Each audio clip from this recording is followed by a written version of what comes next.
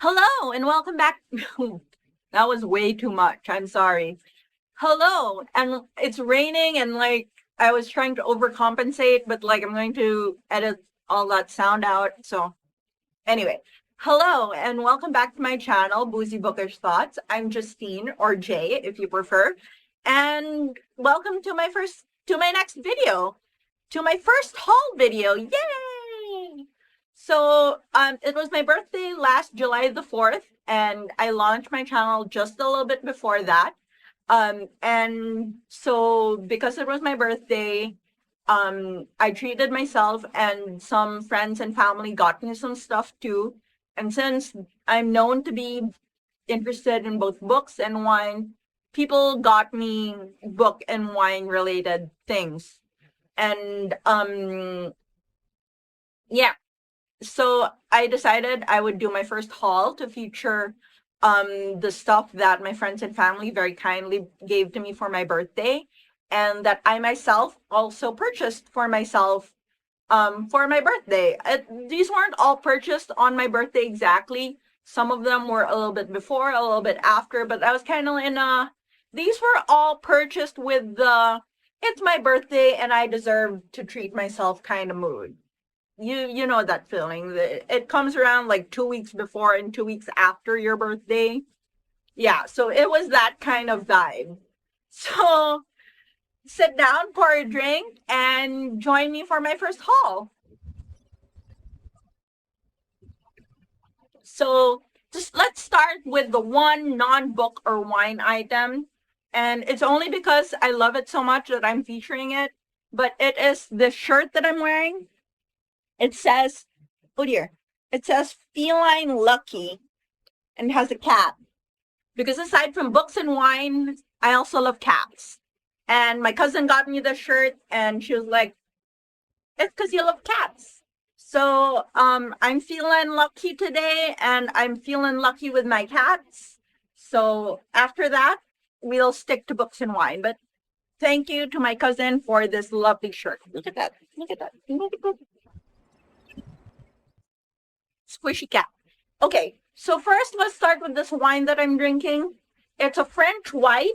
It's actually a blend. It's not, which I know is looked down upon by the wine snobs, but my next wine and book pairing will be this wine, and I'm super excited. I'm super hyped for those wines that I'm super hyped for those books that I've picked out for this wine, because one of them is an absolute favorite book. And so um mm, that this wine is the RichBarron French white wine. That's it. That's what the label looks like.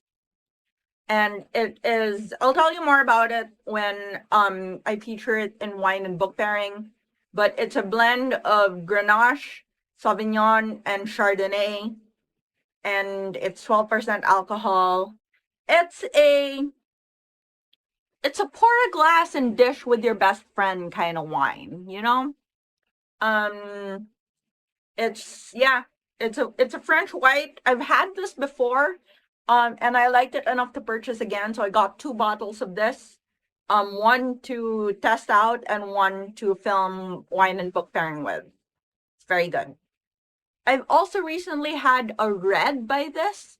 We could also classify that as another wine that I got, but I gave the bottle to my niece already because she likes to paint my wine bottles, my empty wine bottles. So there is a RichBarron red that I purchased and drank about a week before my birthday, which is also very good, but I don't remember the details. I'll have to look it up, or ask my niece if she remembers what was on it. But RichBarron is now a staple brand of mine, and I will be looking out for them. It's cheap, affordable French wine, which you can never beat, in my opinion. The other one is the next wine that I got is a sweet red wine from Spain. It's called Fortinella sweet red wine. Now, when it says sweet red wine like that, it is probably a blend as well. but this one does not say what it is a blend of. It just says Vino Rosso, so red wine. On the back, it just says soft, sweet red wine. Lightly spritz. I didn't taste any spritz when I drank this. I've already had one bottle of this when on my birthday itself. My sister and I bought some like Spanish salami type meats and some very good truffle cheese and opened a bottle of this and it was very good. It is a sweet red. I don't know if I'll be featuring this in a wine and book pairing. I haven't paired it yet because, like I said, when I first drank it, I was just enjoying myself. We were watching a Netflix series with Steve Carell. I don't really remember. I was kind of drunk by that time. And eating. So, I don't know if I'll be featuring this some more, but for now, I do remember it being very sweet, very red, very, very accommodating. Not anything outstanding, honestly, but like a comfort wine. It's like a good comfort sweet red. Nothing wrong with it. Very, very respectable. And of course, the star of the show, as we proceed with this channel, you will learn that I love sparkling wine. Sparkling wine is my jam. And so for my birthday, my mom's birthday gift to me was to buy me a bottle of sparkling wine. Now, this isn't that bottle. I bought two bottles. So one was paid for by my mom, one I paid for myself. I drank the one my mom paid for, but they're exactly the same. So I bought like two copies of the same bottle. I just saved one so that I could show you in my haul video. And so this is a Valdiviesco of Chile Moscato Demisec. So this, I didn't know it was Chilean, but it is a Demisec Moscato that is sparkling. And it was very good. It was, I chose this because for my birthday cake this year I chose like a lemon, it was kind of like a key lime pie. That was like a lemon tart slash key lime pie thing. That's what I chose for my birthday cake this year. So I picked this because supposedly like Moscato demi-secs go well with um key lime pie or lemon flavors. That's what Google told me. Don't think that I'm an expert at this. I look this up constantly too. So I got this because I thought it would be the best one to pair with the cake I had picked out. And I don't know if others might have paired better, but it certainly did go very well with the cake. It is a Chilean sparkling wine. It's very light, it's very sweet, it's very bubbly, very lovely to have on a Saturday afternoon. Chill it, definitely, it definitely is better chilled. And on the back it says best served as an aperitif with fruit cake and pudding. So yes, even the back of the bottle says that it goes well with the cake that I had. But the cake is gone, but I still have a bottle of this, so what am I going to do with it? I'm going to drink it, but I don't know what I will drink it with. Again, I don't know if I'll be featuring this in a wine and book pairing because I only have the one bottle, and I normally like to have two bottles when I do wine and book pairing. One to drink and get to know and pair, and then one to feature in the video. So it depends. If I'm able to drink this and pair it very easily, then it'll get featured. But if not, I will have to repurchase before featuring it again.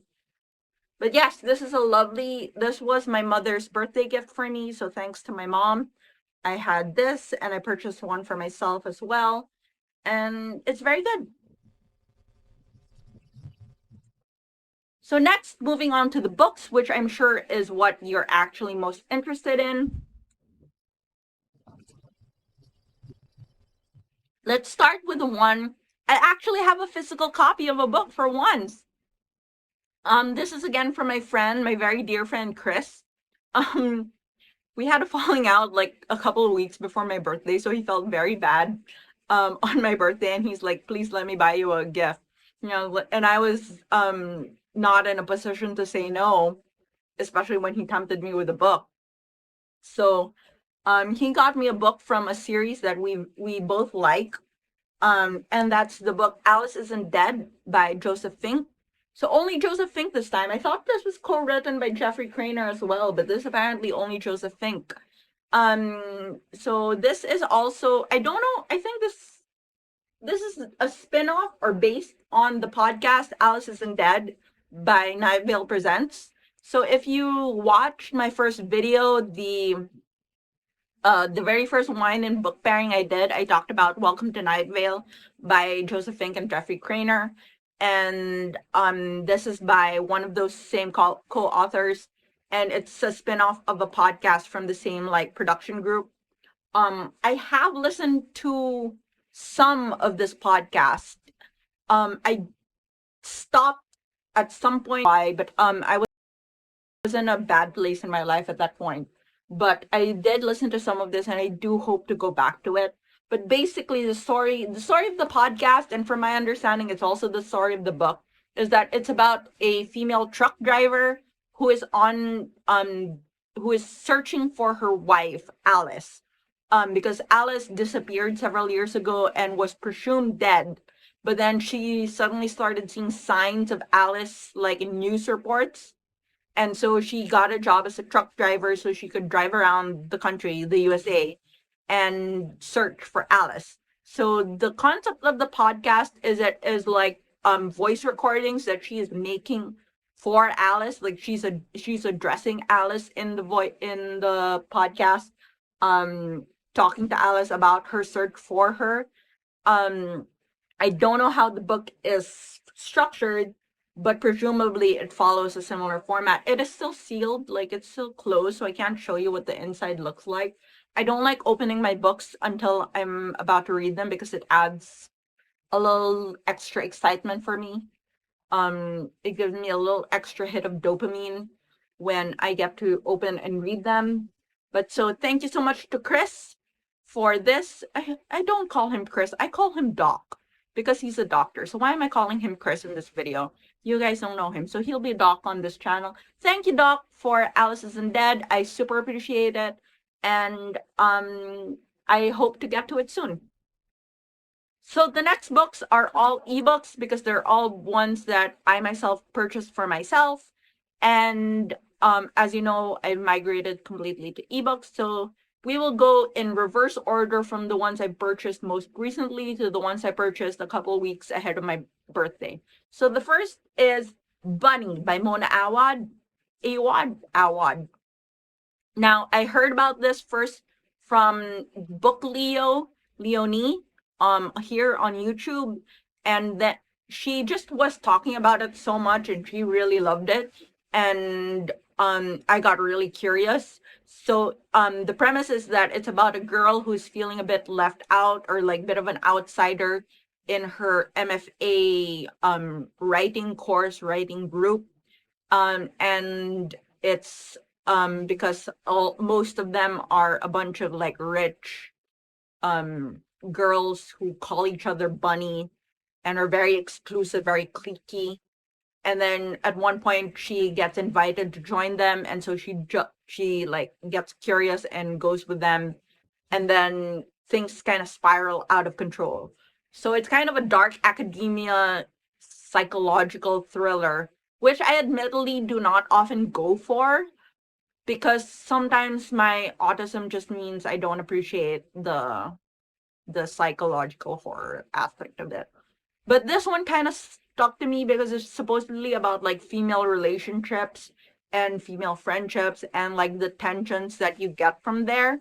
And being female and having had to navigate a lot of female relationships in my lifetime and in my grad school and university eras, I got curious and I thought maybe I would be able to relate.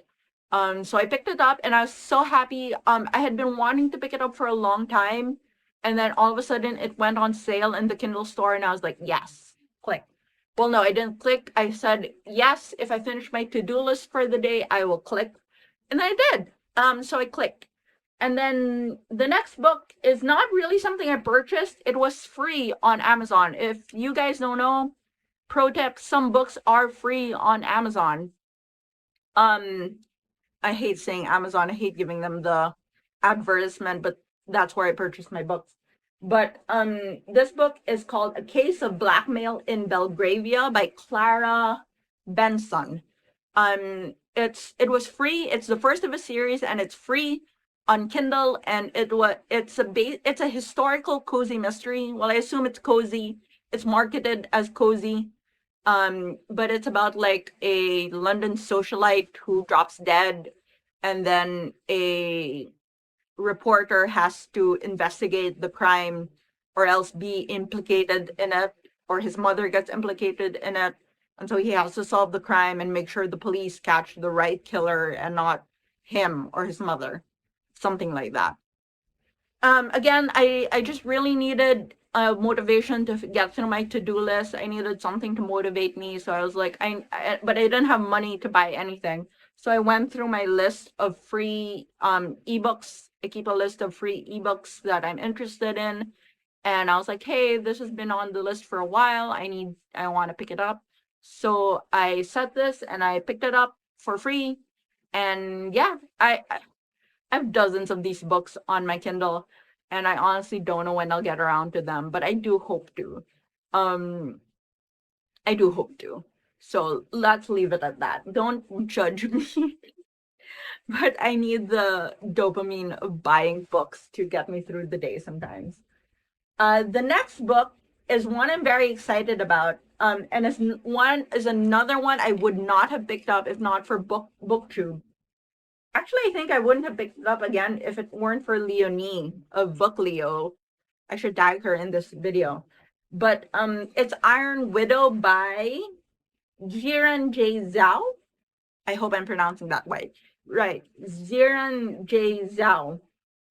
Iron Widow. Now, I had seen this floating around in the bookstore around BookTube for a while, and I was not interested in it. It sounded like a feminist Pacific Rim, and I've seen Pacific Rim tangentially when my nephew watches it. And honestly, aliens punching robots and vice versa just doesn't interest me. But then Leonie said something that I think is kind of a spoiler, but got me really interested in this. So I don't know how to feel about it because on one hand it's been spoiled, but on the other hand I wouldn't have picked it up if I hadn't learned this.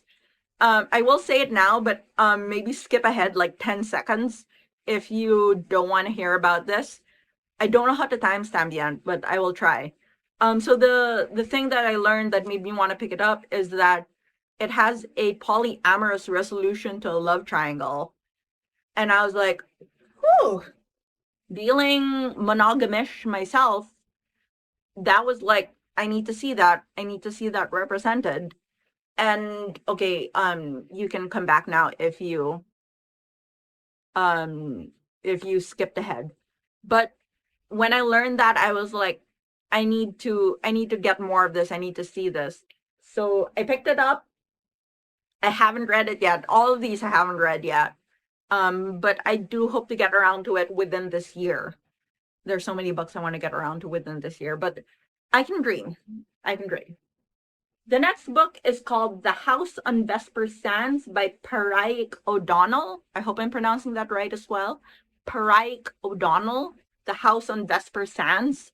And it's like a Victorian mystery about a detective who's investigating a series of disappearances that's linked to a suicide that all connects to one particular house in London.